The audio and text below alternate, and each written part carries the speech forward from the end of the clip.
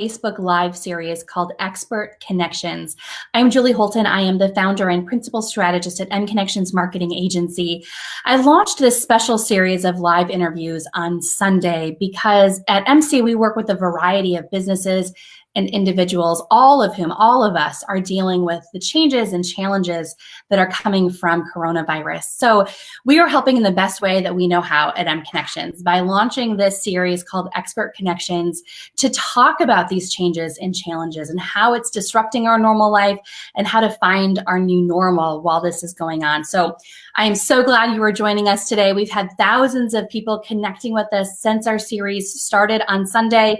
Give us a thumbs up. Let me know if you are seeing me and hearing me okay. Feel free to join in the comments and let us know if you have questions, if you have comments. Join the conversation. So I'm so excited to bring to you our next guest today because she is someone that really lives this mantra well. We see you, we hear you, we are in this together. So I'm going to bring in now Joyce Marter. Joyce is a psychotherapist, an author, and a national speaker. Her work is published all over the world. She's a successful entrepreneur, and she's also a mom who, like all of us, is quarantined at home right now. Joyce, thank you so much for joining me. Oh my gosh, thank you so much for having me, Julie. I really appreciate it. I'm excited. Well, I am excited to hear, Joyce, some of your insight. And I promise those that I've been talking to in advance of this interview, I promised them this would not turn into a personal therapy session. But it is that way of sorts. So many people are going through such similar things right now. So Joyce, the first thing I want to ask you is, what are some of the common responses that you're seeing that people are having because of coronavirus? Well, uncertainty and change are always difficult for people, and it creates a lot of anxiety. So many of us are having fear of all of the unknowns, not knowing when this is going to end, how it's going to affect our work and our families and our lives. So that uncertainty creates a tremendous amount of stress. And then also, we've had a lot of change. Many of us are working from home now. Some of our events or vacations that we've had planned have been canceled. Our kids are home from school and we're having more togetherness with our families, which brings its blessings and its challenges. Absolutely. So Joyce, I wonder, how can we, first thing, let's talk about our mental health. What are some things that we can do for ourselves? And then we're going to talk about kids a little bit later, but first focusing on ourselves, right? Putting the oxygen mask on first. What are some things that we can do to help with our own mental health and help deal with some of those anxieties? Well, one of the most important things is to pay attention to our self-talk, because cognitive behavioral therapy says that it's our thoughts that precede our emotions and our behaviors. So we want to pay attention to our thinking. We want to make sure that we're not having catastrophic thinking about worst case scenarios in the future, and that we're keeping our talk positive. So that's really important. I love CBT workbooks. I've actually gotten some for my kids as well. So they kind of help us restructure any negative thinking into more neutral and positive beliefs. Another technique that's really important is just to keep it in the present moment. We know from mindfulness that our minds often, we worry about the past, we second guess the past, and right now many of us are worrying about the future, when really peace can be found in the present moment. So one of the best ways to improve our mental health is to connect with the here and now. And so we can do that through simple breath exercises, through guided meditations. I always think meditation is like a reboot for the mind, body, and spirit. And I love apps like Calm and Headspace that have guided breathing and meditations. I love relaxation meditations. There's something called Yoga Nidra, which is a guided meditation that's super relaxing, and there are many of those on YouTube. So practicing those types of mindfulness practices can bring our attention to the breath. And as we deepen and relax and slow our breath, we can calm our mind and our bodies and remind us that basically right now we are safe, we are well, we are okay. and instead of worrying about the future. So those are a couple of important things. I think also self-care is really important for all of us. And we want to be careful that our self-care isn't self-harm. So making sure that we're not over drinking or overusing substances. I was talking with one of my Northwestern students yesterday, and we were joking about the quarantine 15 Yes. because we're feeling a little concerned. we're at home and the refrigerator is like right there and we're bored. So I think being mindful of your self-care practices, your health, your nutrition, your sleep, your exercise. You know, many of us can't go to the gym or the yoga studio like we might normally. So we have to come up with some new methods at home. I heard Peloton is offering even free exercises now for a month, which is great, even if you don't have the bike. Great. Yes. I mean, definitely. I think you mentioned Calm as well, an app for, I know I have it on my phone for sleeping to help sleep, but the guided breathing techniques would be great. And I believe I saw an ad for Calm with, a month free. So check out those free trials for sure. Now is the time to use them. There's a lot of those. And even just having relaxing music, anything to kind of calm and relax your mind, body, spirit, keeping your space organized, keeping it, positive, lighting candles, doing whatever's going to lift your mood. And making sure you're creating a schedule is really important. So making sure that you're getting enough sleep, that you're getting up in the morning. One of my students was talking about laying in bed and Netflixing until noon, which is maybe not the best. So we want to make sure we're getting up, we're doing our work, we're scheduling in our workouts, and also scheduling in some alone time because if we're living with many people, we may need to make sure that we're having some time for solitude or we might lose our minds. Right. There are probably a lot of moms and dads nodding their heads right now. A lot of spouses who are working together in the same home. Absolutely. I find even the bathtub is a good place to get some space. So. I was thinking of that too. I mean, you put a few essential oils in, help calm you, a little lavender, take a relaxing bath, lock the door so no one can come in. I did that all last night. I announced to my family that I was having my alone time last night, and I watched some of my favorite shows, and I did a facial mask. Can you tell? And some other little beauty treatments, and it felt great. It was good. Joyce, I want to also talk about, we were kind of joking a little earlier that there are some people like me, I'm used to being very social, being out and about, and now I'm kind of quarantined at home with my dogs. And so, so can you talk a little bit about kind of leaning on your support system and finding new ways to find your support system? Because loneliness is a real thing, and the mindset of what we're going through can cause anxiety in and of itself. Absolutely. We need each other. We need to connect with each other. And when we're not going to work and we're quarantined or staying at home, it can be really isolating, which can, for some people, really trigger depression. And also, some people who are in recovery, this could be a real time of potential relapse. So it's really important for people in recovery to attend their meetings online, and for everyone else to make sure that you are socially connecting. So there are, support groups available online, therapists are available online. We're all doing teletherapy these days. All the insurance companies have approved it, and there are HIPAA compliant platforms. And I think people are getting really creative. Some of my friends were talking about hosting game nights with their friends, and just, you can all have Yahtzee out and take your turns, over video chat. Or Netflix started this Netflix party thing. So yes, I tried that out myself already. How was that? It's kind of weird because it's weird because it's different, but it's really cool that you can have a bunch of people on there and all be watching the same movie at the same time, it's all in sync, and it's pretty cool, actually. A whole new way of doing things.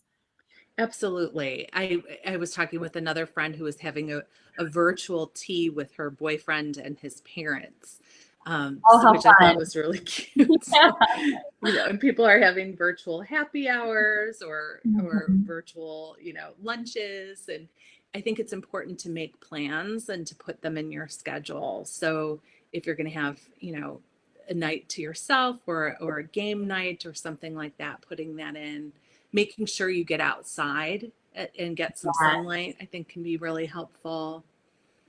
Even being in different rooms in your home, if you can. So on the opposite end of the spectrum, you talked about loneliness and depression from maybe people who are not with loved ones but would like to be. What about the opposite end of the spectrum? We have spouses that are home together. We have housefuls of children. What are some relationship tips for kind of weathering through this?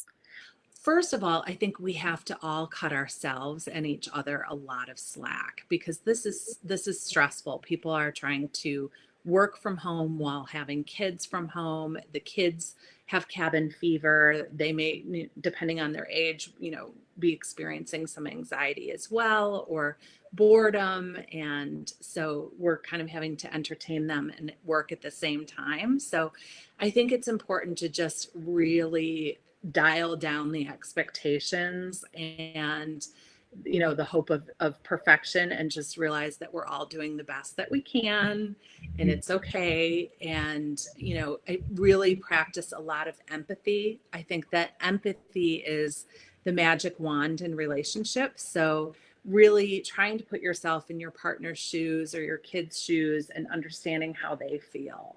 So, right now I have a senior in high school who's really concerned that she may not have a prom and may not have a graduation. And while there are some people who are dealing with perhaps much more serious problems, those are big losses for her, potentially. Absolutely.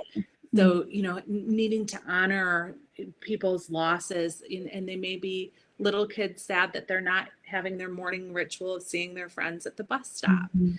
and stuff like that. So letting people know that you understand how they feel, that their feelings are normal and a natural response to everything that's going on. And arguing with someone's feelings, like, don't be mad, don't be worried, that usually doesn't work super well. So I would not recommend that. Just, practicing a lot of compassion and patience with one another.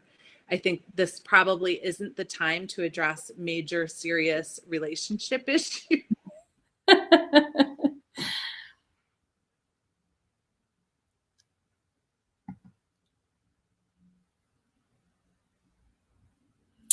Oh, it looks like we may have lost Joyce. So while we wait for Joyce to be able to jump back in, she was just talking about dealing with relationships and giving some advice for how to get through this quarantine if you are home with your spouse, home with your children. When Joyce comes back, we're going to talk about how do you talk to your kids? What are some of her tips, her guidance for talking with children of all ages as they get through this?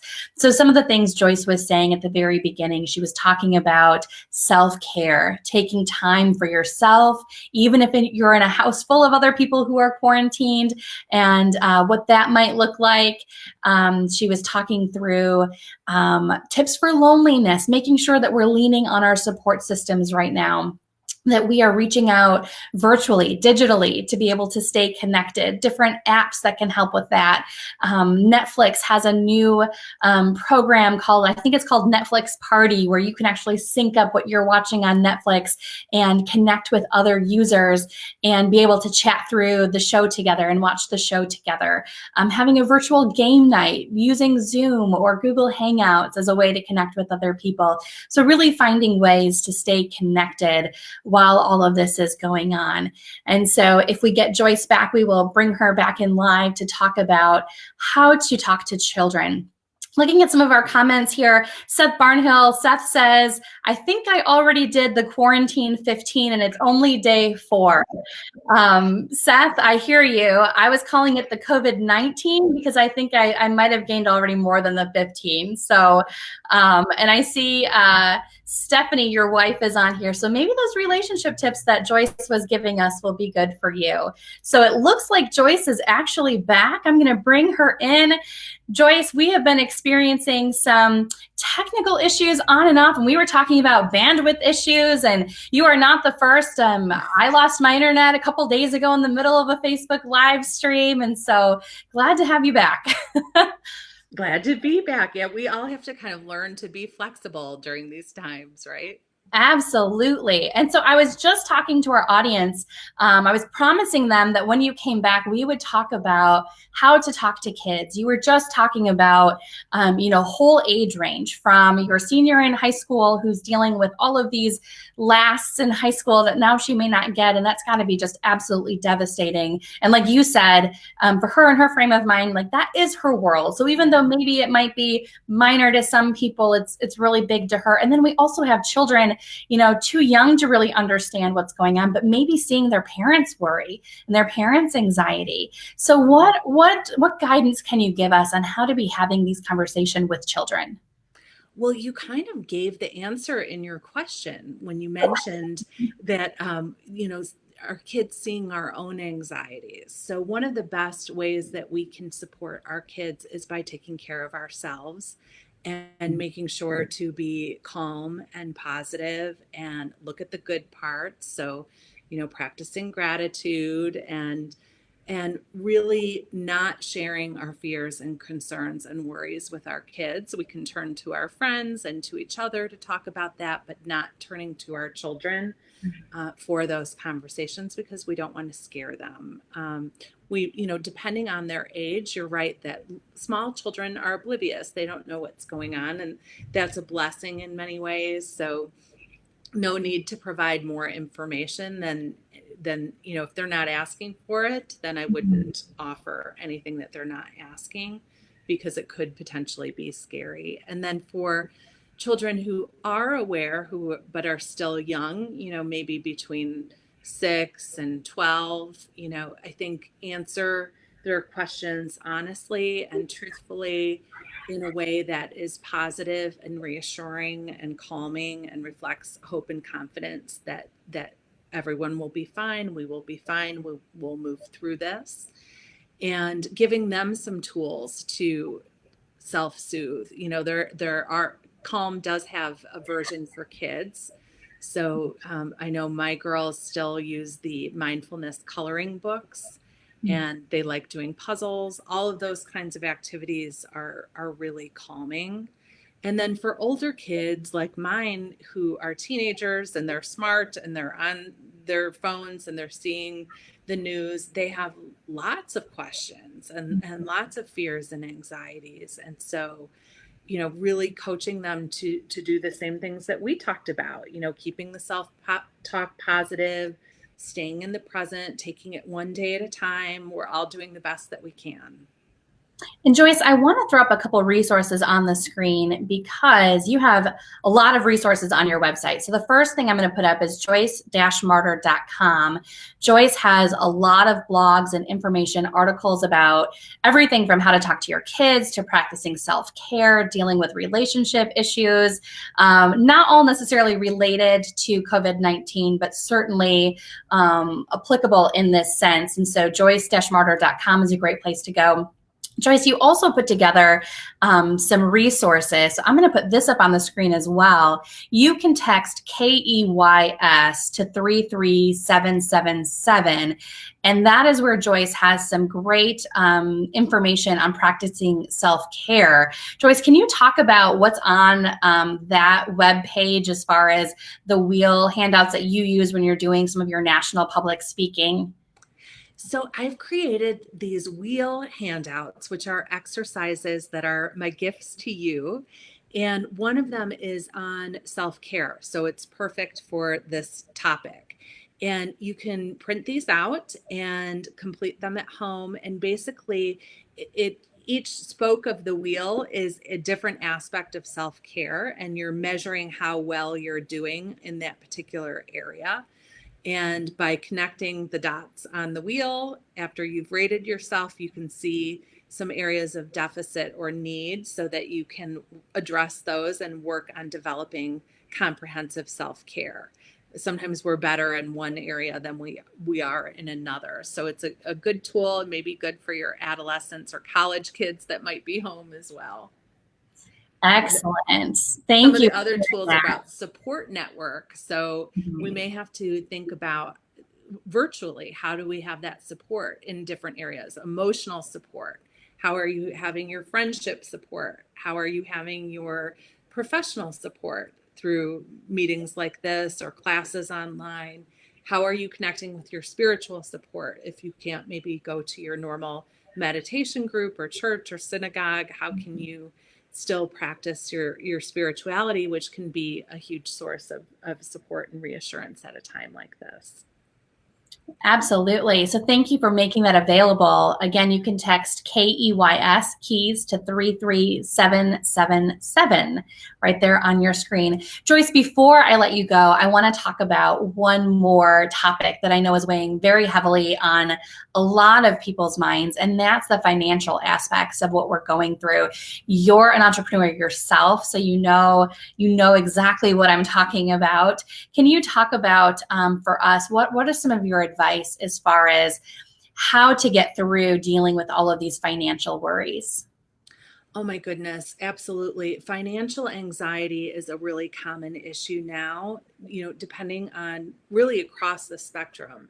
People who, I'm obviously very concerned about the poor and, the hardships that the people working in the service industries are experiencing, and some people who are working from home now might be concerned that their jobs will be eliminated at some point if the companies they're working for can't sustain business in this type of virtual environment. And then there's some people who are worried about the stock market. Mhm. And so I think we just again have to reel it back into just today, and recognize that we've got to take it one day at a time and not leap those fears into the future, and really trust that things will be okay and they will play out the way that they need to.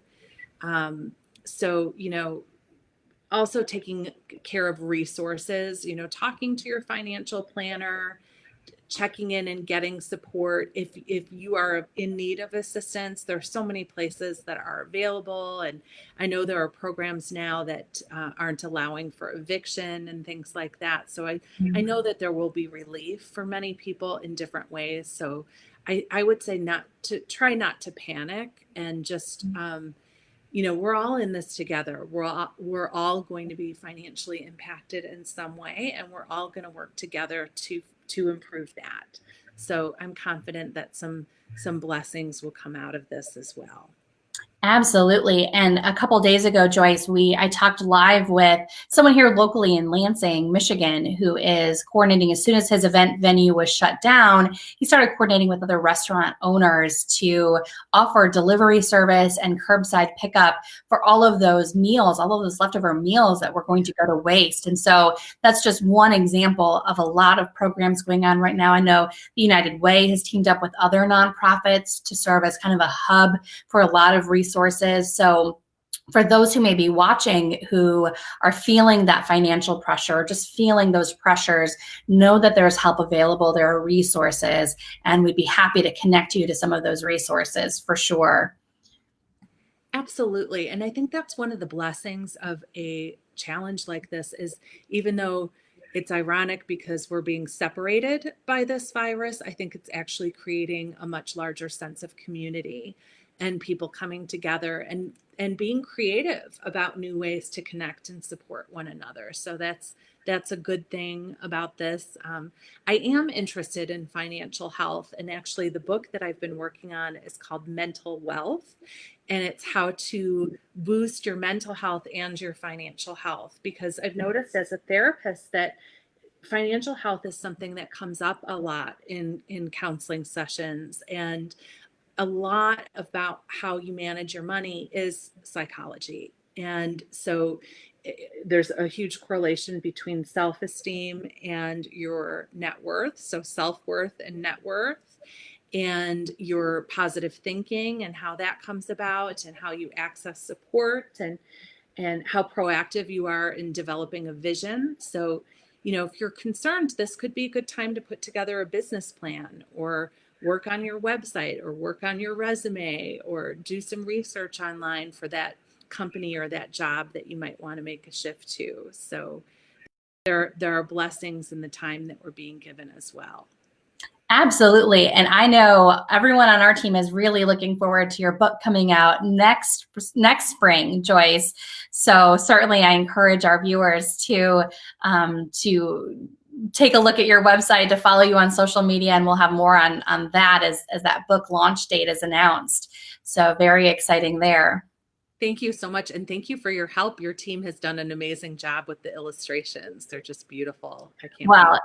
I'm excited. I have to give shout out to Alexis, who on our team, who's been creating those graphics. So it's going to be a great book. The content is really what drives it, but we're just excited to be a part of the opportunity.